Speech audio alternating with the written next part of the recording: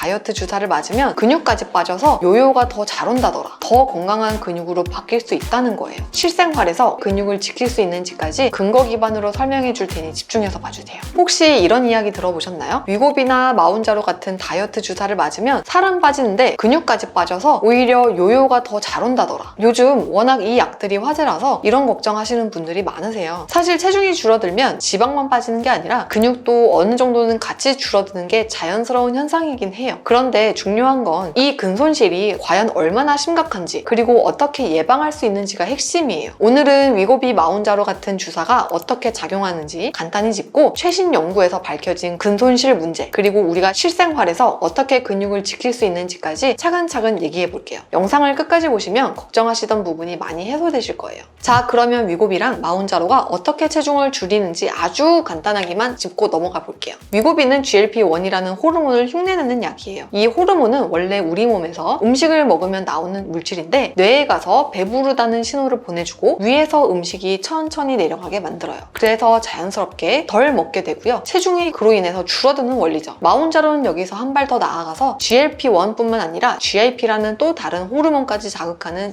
이중작용제예요. 그래서 식욕 억제 효과가 더 강하고 체중 감량폭도 위고비보다 큰 걸로 알려져 있어요. 임상시험에서는 체중이 무려 20% 이상 줄어든 경우도 보고됐죠. 결국 이 약들의 공통점은 먹는 양을 줄이고 체중을 크게 빼주는 효과라는 거예요. 문제는 살이 빠질 때 꼭 같이 줄어드는 게 있다는 거죠. 바로 근육이에요. 근손실을 이해하기 전에 먼저 우리가 말하는 체성분 개념을 간단히 짚고 갈게요. 우리 몸무게는 크게 두 가지로 나눌 수 있어요. 하나는 지방, 하나는 제지방이에요. 이 제지방에는 근육뿐 아니라 뼈, 장기, 체액 같은 지방을 제외한 모든 것이 포함돼요. 그래서 논문이나 연구에서는 근육을 직접 재기보다는 제지방이 줄었는지를 가지고 근육이 줄었다고 간접적으로 추정하는 경우가 많습니다. 여기서 조금 혼란스러운 용어가 있는데요. lean body mass, 체지방을 제외한 몸무게와 fat free mass, 제지방이 사실상 같은 개념이에요. 과거에는 lean body mass라는 말을 많이 썼는데 최근에는 fat free mass라는 표현이 더 정확하다고 보고 있어요. 정리하면 연구에서 제지방이 줄었다. 근육도 줄었을 가능성이 크다. 하지만 제지방 안에는 근육 외에도 뼈, 수분 등이 있어서 실제로 근육 손실량과는 차이가 있을 수 있다. 그러니까 오늘 제가 말씀드리는 근손실 연구 결과들도 사실은 제지방 변화를 바탕으로 한 해석이라는 걸 먼저 알고 계시면 좋아요. 그럼 본론으로 들어가서 GLP-1 주사를 맞으면 근육은 얼마나 빠질까요? 여러 임상 연구들을 종합해보면 체중이 줄어든 양의 약 20에서 많게는 40% 정도가 제지방 손실로 보고되고 있어요. 예를 들어 위고비 같은 약을 써서 10kg를 뺐다면 그 중에 2에서 4kg는 근육과 관련된 부분에서 줄어든다는 거예요. 이 숫자만 들으면 근육이 이렇게 많이 빠져? 하고 걱정되실 수 있어요. 그런데 여기서 중요한 포인트가 있어요. 첫 번째, 이 정도 비율의 근손실은 GLP-1 주사만의 특징이 아니에요. 단순히 식사량 줄여서 빼도 혹은 수술로 빼도 비슷하게 나타나요. 그러니까 이 약이 유독 근육만 골라서 빠지게 한다고 보기는 어렵다는 거죠. 둘째, 숫자만 보고 너무 부정적으로 보실 필요 없어요. 사실 우리 몸은 살이 줄어들면 근육도 그에 맞춰 조정되는 게 자연스러운 반응이에요. 몸무게가 줄었는데 근육만 그대로라면 오히려 불균형이겠죠. 그래서 학계에서는 이걸 적응적인 변화라고 설명합니다. 셋째, 더 중요한 건 근육 양이 줄었다고 해서 바로 근육 힘까지 줄어든다고 볼 수는 없다는 거예요. 실제로는 체중은 줄었지만 근력은 유지되거나 어떤 경우에서는 오히려 개선됐다는 연구도 있거든요. 쉽게 말하면 근육 안에 불필요하게 끼어있던 지방이 줄면서 실제로 더 건강한 근육으로 바뀔 수 있다는 거예요. 즉, 숫자상 근육 손실이 반드시 기능 저하로 이어진다고 단정하기는 아직 어려운 단계라는 거죠. 물론 우려도 있습니다. 제지방이 많이 빠지면 나이 들면서 근육이 원래 줄어드는 속도까지 겹쳐져서 결국 sarcopenia, 즉 근감소증 위험이 올라갈 수 있다는 지적도 있어요. 그래서 단순히 체중만 볼 게 아니라 지방과 근육의 균형을 같이 봐야 하는 거예요. 이제 많은 분들이 제일 궁금해하시는 마운자로 이야기로 넘어가 볼게요. 앞에서 말씀드린 위고비는 GLP-1 하나만 작용하는 약이었죠. 그런데 마운자로는 조금 달라요. GLP-1과 GIP 두 가지 호르몬을 동시에 자극하는 이중작용제예요. 그래서 효과가 훨씬 더 강력하죠. 실제로 큰 임상시험 서마운트1 연구를 보면 마운자로를 맞은 분들 중에서는 평균적으로 체중이